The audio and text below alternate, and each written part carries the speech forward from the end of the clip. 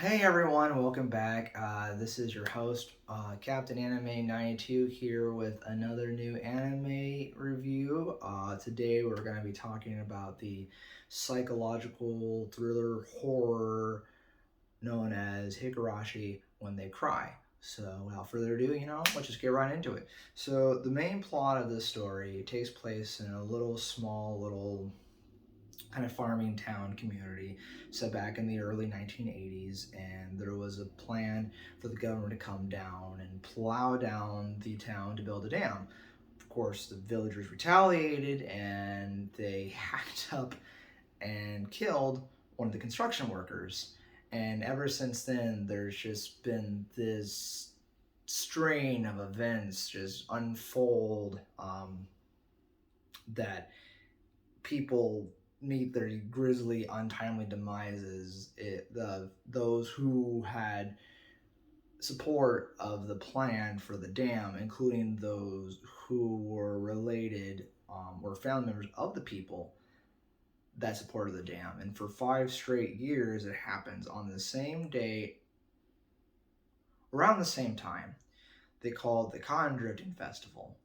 It's a tradition that's been passed down this village for generations, and they play this this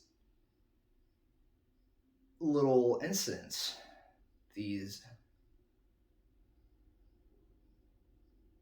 these things that happen as a curse by their god deity, who tries to set things right. For those who try to speak out against the village or leave the village, he curses them, which you come to find out that's actually not the case. There's three major influential families, one in particular that's pretty much the centerfold of the entire town that orchestrates this and has other members of the village go around and kill these people to keep their deep dark secrets from being told to the outside world. They try to keep it very closed in little community, and anything that happens inside this village stays in this village.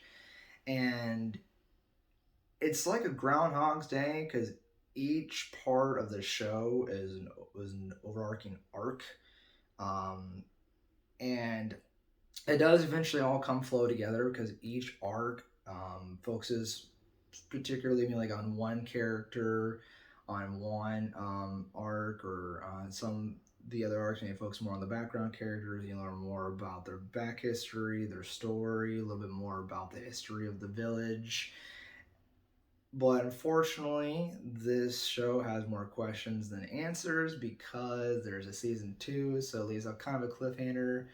I like how the show does it because it kind of keeps you guessing. There's a lot of twists and turns. Like one minute you have a clear idea what's going on, next minute the show just completely throws you for a loop. So you're always kind of like on the edge, wondering like what's the next thing that's gonna happen, who's gonna die next, what's gonna unfold.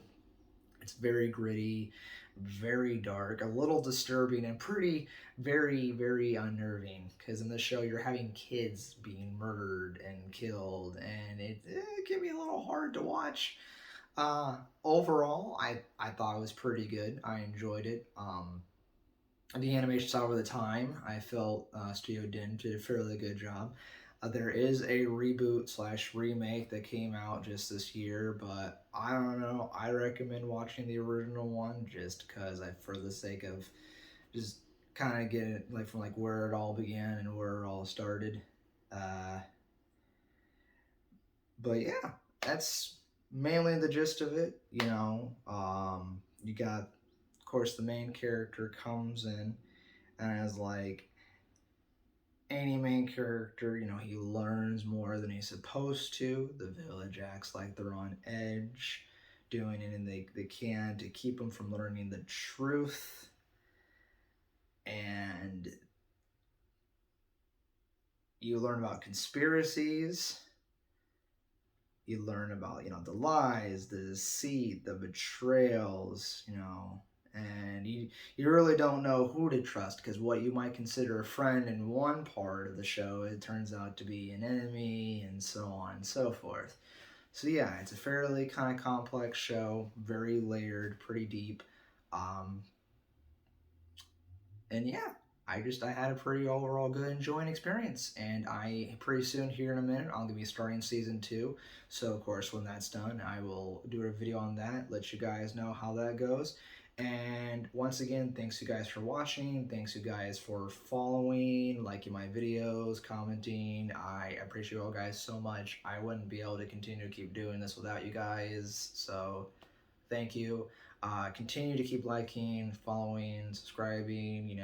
Also, of course, like I said before, check out my TikTok channel, CatBass92, for any goofy content. My Instagram is linked on there, including my YouTube channel. So make sure to feel free to check that out. And once again, you guys have a very beautiful day. Peace.